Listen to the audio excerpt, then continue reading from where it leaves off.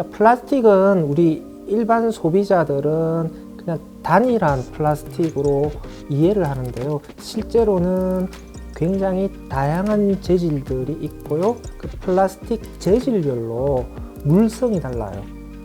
녹는 온도라든지 여러 가지 첨가되어 있는 물질이라든지 이런 종류가 다르거든요. 그래서 재활용을 하려면 같은 재질끼리 모여야만 같은 온도에서 녹여서 다시 그 재질로 사용을 할 수가 있습니다. 만약에 여러 재질들이 섞이게 되면 녹는 온도가 다르거든요. 그러면은 특정 재질이 녹는 온도에서는 다른 재질이 녹지 않거나 아니면 너무 온도가 높아서 타버리거나 하는 문제가 발생을 할 수가 있기 때문에 서로 다른 재질이 섞여 버리게 되면 재활용을 하기가 어려워지는 것이죠. 그러니까 녹였을 때 일종의 변종 재질이 만들어지기 때문에 제대로 된 제품을 만들기가 어렵습니다. 따라서 플라스틱 재활용이 잘 되기 위해서는 같은 재질만 모을 수가 있어야 되는 것이죠. 이게 어려운 겁니다. 예로 이거를 한번 들어보시겠어요? 일단 페트병의 경우에는 투명 페트 몸체가 있고 라벨이 있고 마개가 있습니다. 일단 페트병 마개는 HDPE 재질을 사용을 하는 거죠. 사람들이 페트마개 사용하면은 페트병하고 같이 재활용할 수 있지 않느냐 이렇게 또 질문을 많이 던져요. 일단 기술적으로 불가능합니다.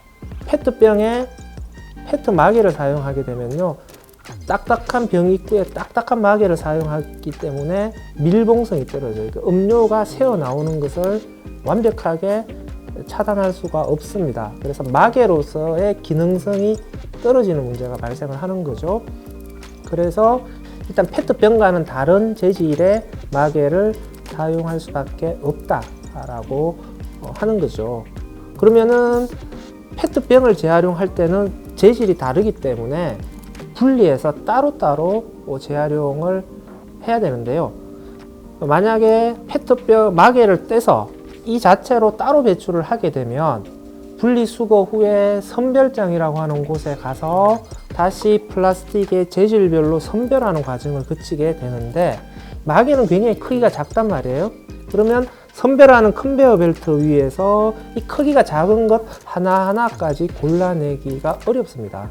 이런 것까지 하나하나 골라내려면 시간이 굉장히 많이 소요되고 인력이 많이 필요하죠. 즉 비용이 증가합니다.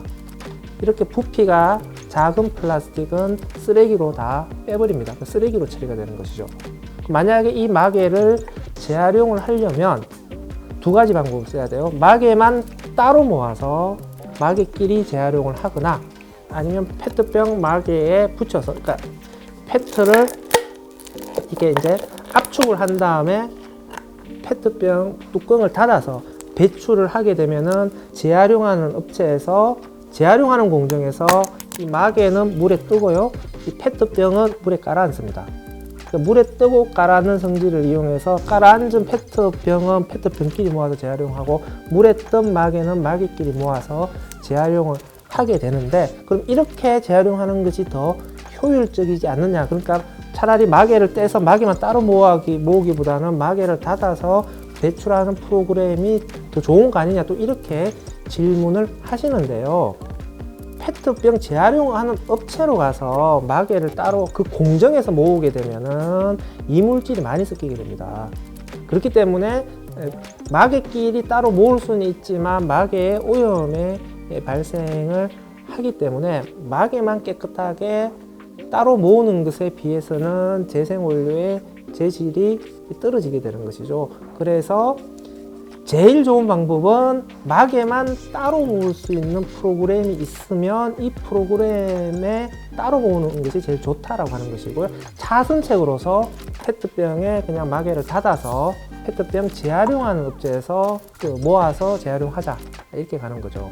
사실은 이제 플라스틱은 같은 재질끼리 일단 모아야 되는 거고, 같은 재질 중에서도 색깔별 선별을 할 수 있으면 재생원료의 가치가 높아집니다. 그러니까 이쪽은 이제 색깔이 혼합되어 있기 때문에 재생원료의 가치가 떨어질 수 있는 문제가 발생을 할 수도 있는데, 치약 짜개처럼 이렇게 오히려 여러 가지 색깔이 섞여 가지고 알록달록한 모양을 내는 게 더 장점으로 발휘될 수 있다라고 한다면 색깔별 선별이라고 하는 것 자체가 크게 장애가 안 되는 거죠.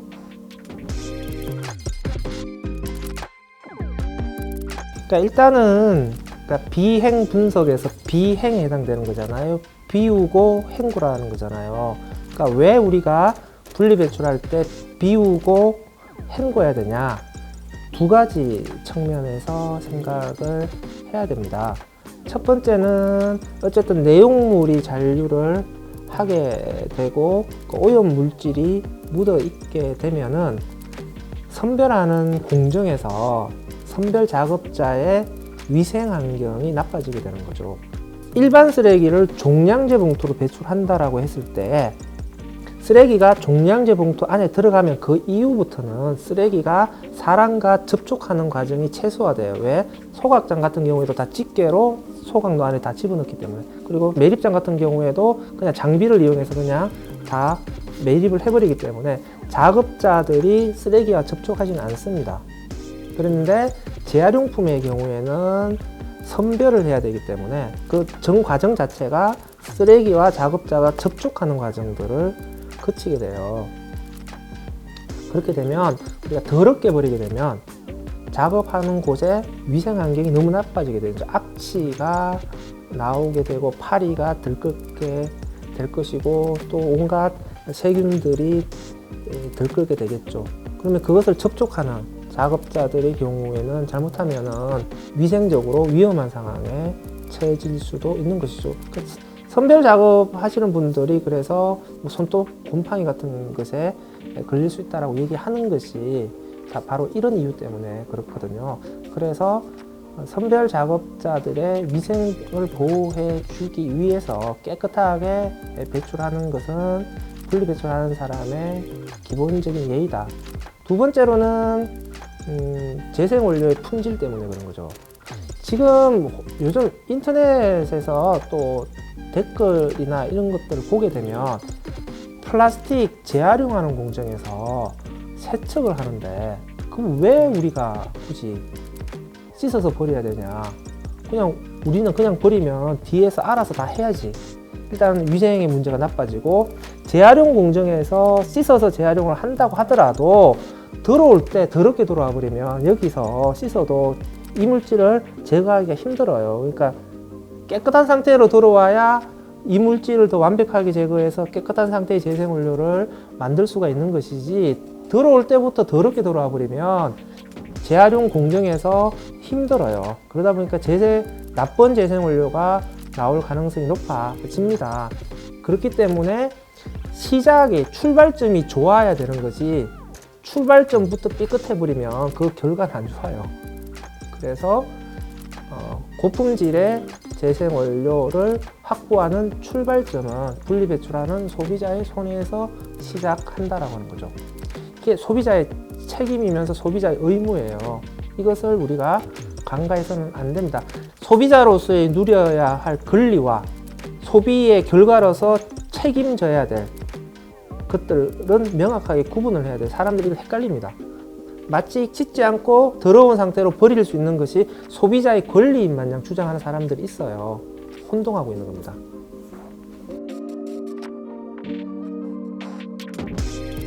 재활용을 가장 높은 수위로, 가장 고품질로 잘 하기 위해서는 저는 어떻게든 우리나라도 보증금 제도 도입으로 가야 된다라고 생각을 합니다. 그래서 페트병이라든지 이런 플라스틱 용기에 대해서 보증금 제도 시스템을 통해서 다 판매점이나 이런 거점으로 반환을 하고 이 거점에서 모은 용기를 가지고 재활용을 잘해야 되겠죠. 그러니까 막 한꺼번에 분리 배출해서 선별장에서 선별하게 되면은 그 오염이 불가피해요. 그래서 깨끗하게 잘 재활용해야 될 것, 특히 음료를 담았던 용기들은 보증금을 통해서 따로 모아서 깨끗하게 잘 수거해서 재활용을 해야 진짜 좀 더 고품질로 재활용을 할 수가 있는 것이고요. 우리의 궁극적 지향은 바틀 투 바틀 재활용을 하는 겁니다. 페트병이 페트병으로, 우유병이 우유병으로 재활용하는 시스템으로 가야 돼요. 그런데 이 식품 접촉이잖아요. 그러니까 화학 제품과 접촉한 용기가 여기 섞여 들으면 안 돼요. 그러면은 음료를 담았던 용기와 비음료 용기가 배출될 때부터 철저하게 구분될 수 있는 시스템을 만들어줘야 되는 거고, 그것이 음료 용기에 대해서는 보증금 제도의 적용을 통해서 따로 관리하는 시스템을 만들어줘야 되겠죠. 생수병 하나 만드는데 20원도 안 하니까 너무 많이 만드는 거 문제는 너무 저렴하게 만드느냐, 제가 이제 막 비싸게 하면 사실은 사용도 줄고 재활용도 잘 되고. 그게 이제 더 어마무시한 규제로 가게 되면 일회용 포장재에 대해서는 부담금이 부과가 되고, 재사용할 수 있는 유리병으로 갔을 때는 그 부담금을 면제시켜 줌으로써 재사용할 수 있는 병이 시장 메커니즘에서 높은 점유율, 그러니까 유리한 고지를 차지할 수 있도록 만들어 주는 게 좋죠. 그래서 어쨌든 그 재활용을 하는 것도 중요한데, 재활용 이전에 재사용할 수 있는 시스템을 만들어야 돼요. 그래서 페트병의 경우에도 재활용되니까 페트병을 써도 된다, 이게 아니라 이조차도 안 쓸 수 있는 방법은 뭔 거냐, 결국은 용기의 재사용 구조로 가야 되는 거거든요. 용기를 일회용이 아니라 재사용할 수 있는 시스템은 무엇이냐를 계속 치열하게 고민을 해야죠. 그래서 포장재를 사용하지 않는 리필 방식이 활성화가 돼야 되는 것이고, 리필이 아니더라도 뭐 음료 같은 경우에는 유리병으로 전환시켜서 빈 유리병을 회수해서 씻어서 다시 사용하는 이 방식들로 가야 되는 것이죠. 그래서 전국적으로 가면은 저는 생수나 음료 같은 경우에도 리필, 미국 같은 경우에 이미 콜라라든지 이런 것들도 벌써 리필 방식이 소매점에 깔리거든요. 소비자가 자기 용기 들고 와서 그냥 콜라를 따라서 자기가 필요한 만큼 사는 구조이거든요. 그래서 점점 더 그 리필이나 그래서 일회용 포장재 사용을 줄이는 시스템으로 가야만 진정으로 쓰레기 문제가 해결하는 상황이 될 수가 있는 것이죠. 어쨌든 재활용은 차선이다, 최선은 아니다 라고 하는 것을 우리가 계속 염두에 둬야죠.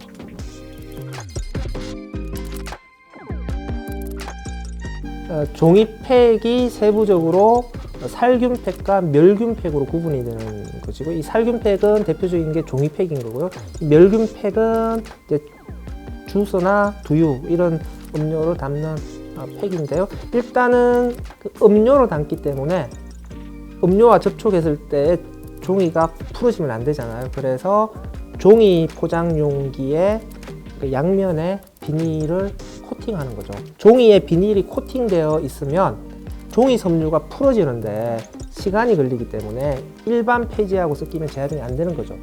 그러니까 비닐이 코팅되어 있는 종이는 그 종이끼리만 모아줘야 재활용하는 공정에서 비닐을 벗기고 종이 섬유를 따로 풀어서 재활용하는 과정을 거치게 되는 거거든요. 그런데 비닐이 코팅되어 있는 종이가 종류가 여러 가지가 있을 수 있어요. 그러니까 비닐의 코팅 함유가 다르거든요. 같은 정도의 양이 코팅된 종이 용기끼리 모아줘야 재활용이 되는 거예요. 살균팩하고 멸균팩은 그 코팅의 정도가 다르거든요. 그러니까 멸균팩이 비닐 코팅의 양이 훨씬 더 많아요. 그리고 제일 안쪽에 알루미늄이 붙어 있잖아요. 멸균팩에 왜 알루미늄이 붙어 있느냐, 도대체 종이팩하고 뭔 차이냐, 또 이런 거 궁금해 하시는 분이 계시는데, 알루미늄의 역할은 완벽한 산소 차단이에요. 그럼 산소가 차단되면 제품이 상하는 것을 막을 수 있잖아요. 특히 유제품 같은 지방이 들어가 있는 것들은 산소와 접촉하게 되면 바로 상해버리거든요. 그러면 알루미늄이 첩합이 되어 있으면, 그러니까 알루미늄이 붙어 있으면은 산소를 완벽하게 차단할 수 있기 때문에 상온에서도 그냥 보관을 할 수가 있어요.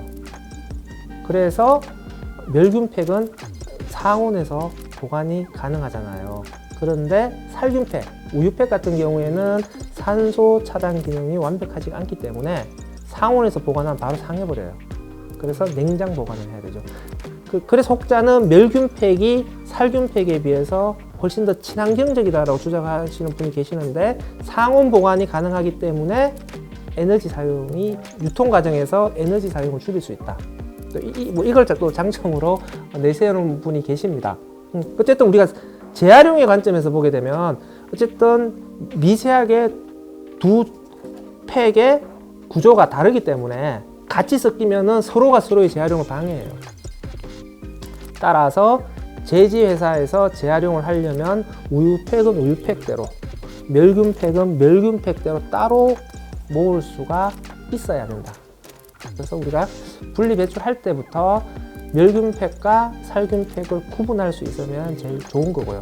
그게 어려운 경우에는 역시 종이팩을 선별하는 곳에서 살균팩과 멸균팩을 선별해 줘야 되는 거죠.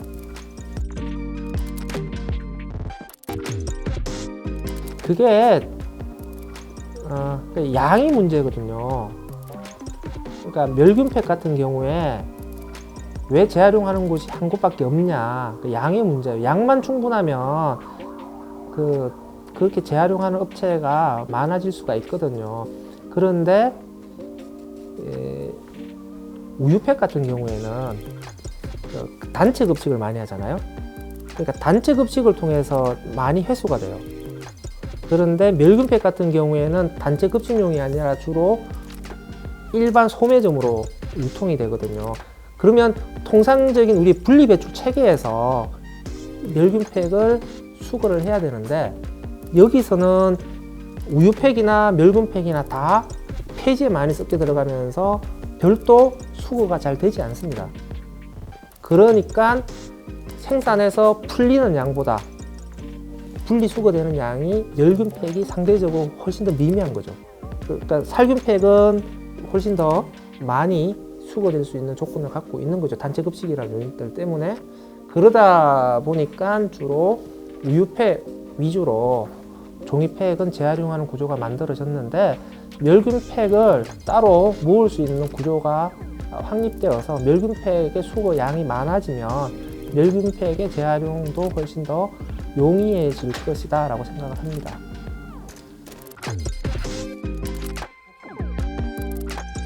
인간이 마음껏 써도 되는 친환경 재질은 없습니다. 결국은 양의 문제예요. 지금 우리가 쓰고 있는 플라스틱을 종이로 대체한다라고 했을 때 나무가 버텨나질 않습니다.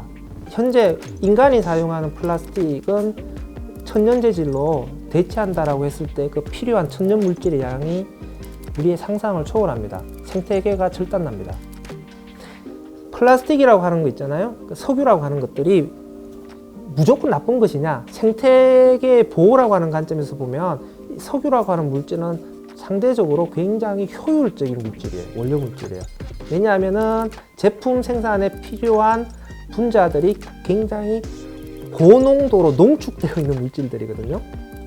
그러니까 석유 한 방울로 만들 수 있는 플라스틱의 양과 그것을 대체할 수 있는 물질로 만들었을 때 필요한 천연 소재의 양과 비교를 해봤을 때는 석유는 비교할 수 없을 정도로 효율적이죠.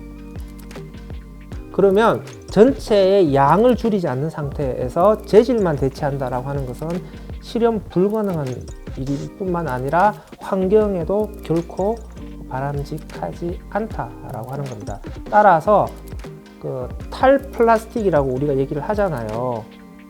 이 탈플라스틱은 영어로 포스트 플라스틱이에요.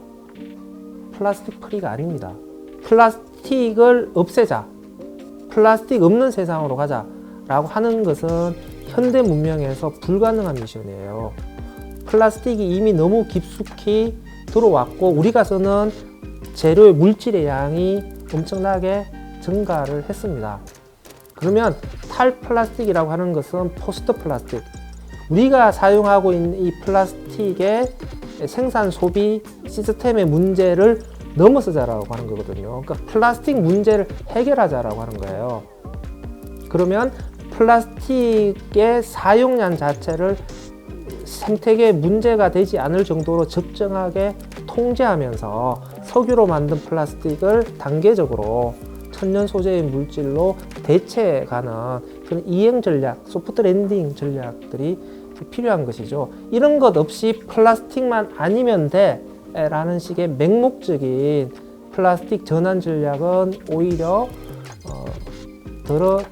또 다른 환경 문제를 야기할 수가 있습니다. 생분해성 플라스틱, 옥수수로 만든 플라스틱 이렇게 얘기를 하는데요. 지금 우리가 사용하는 석유로 만든 플라스틱을 옥수수로 만든 플라스틱으로 대체하자라고 하면요. 지금 전 세계적으로 생산되는 옥수수의 70%가 플라스틱 생산에 다 들어가야 돼요, 원료로. 그러면 그 식량 문제라든지 이런 또 다른 문제를 야기시킬 거고, 또 이런 원료 조달을 위해서 또 GMO 산업과 적극적으로 손잡을 수밖에 없을 거고, 그러니까 전체를 봐야 되는 거죠. 정리하면 핵심은 재질의 문제 이전에 우리가 사용하고 있는 물질 소비의 양에 대한 현명한 통제, 이것이 우선돼야 된다는 거죠.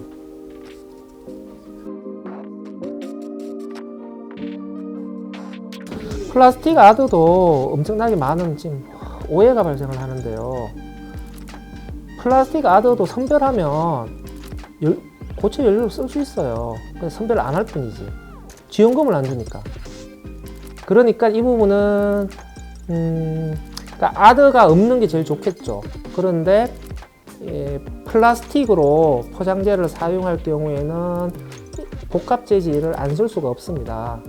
왜냐하면은 플라스틱 재질별로 잘할 수 있는 게 달라서 그래요. 사실은 포장재의 기능성 측면에서 봤을 때 제일 완벽한 포장재 유리병이에요.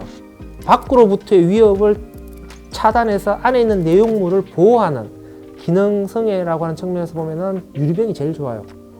대신 무겁잖아요. 잘 깨지고. 이것을 이제 가볍고 잘 안 깨지고 성형이 자유로운 플라스틱으로 대체한다라고 하는 건데, 플라스틱은 재질별로 자기 잘할 수 있는 게 달라요. 한 놈은 산소 차단 기능이 뛰어나고, 한 놈은 가스 차단 기능이 뛰어나고, 한 놈은 자외선 차단 기능이 뛰어나고.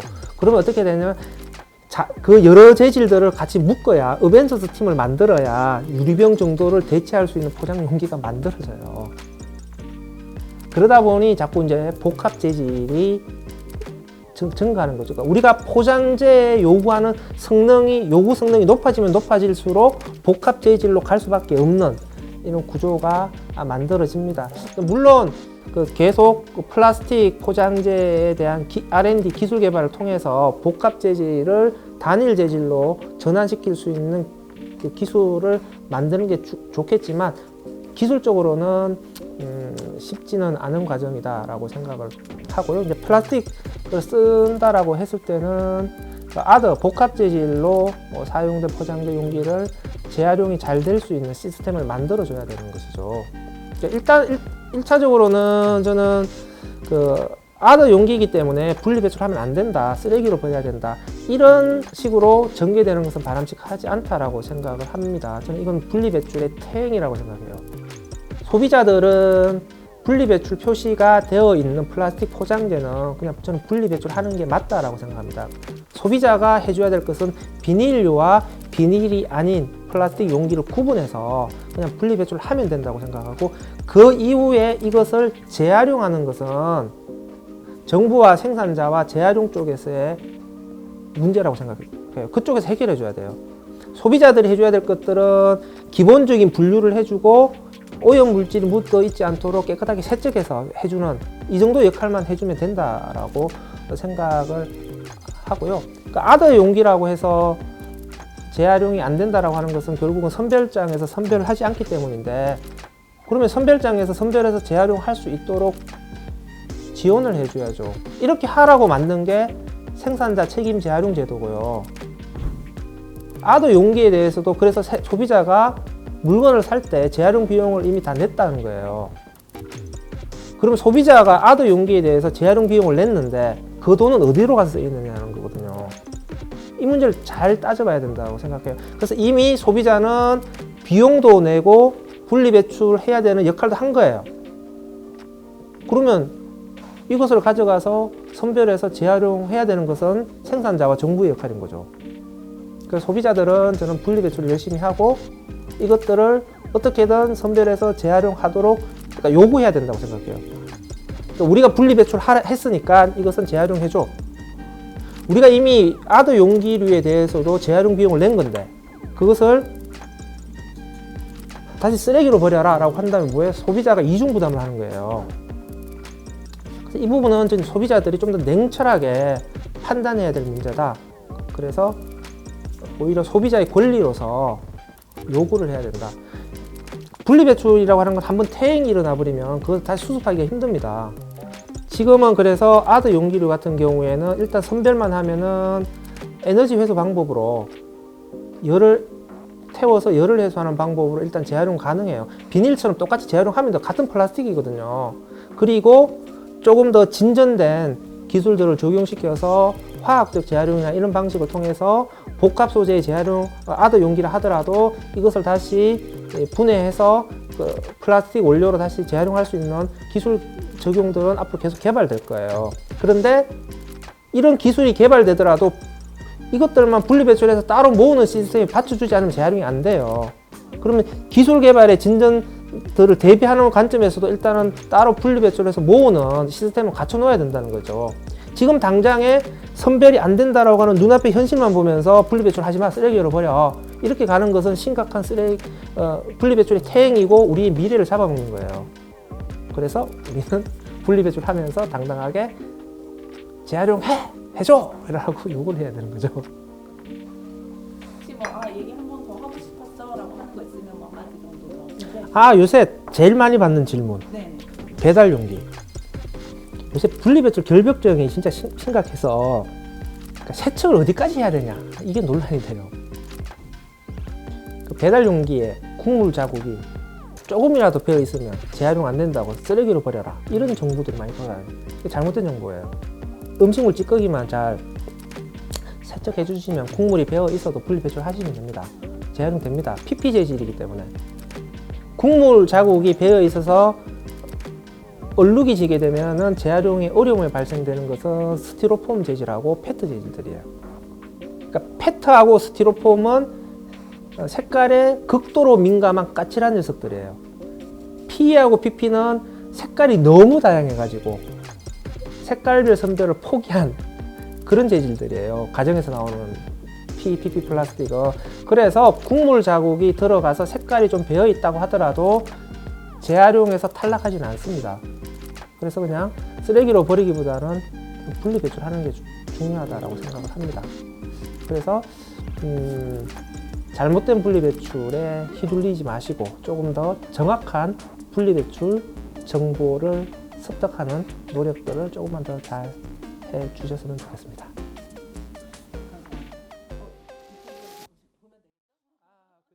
유튜브를 보세요라고 하고 싶은데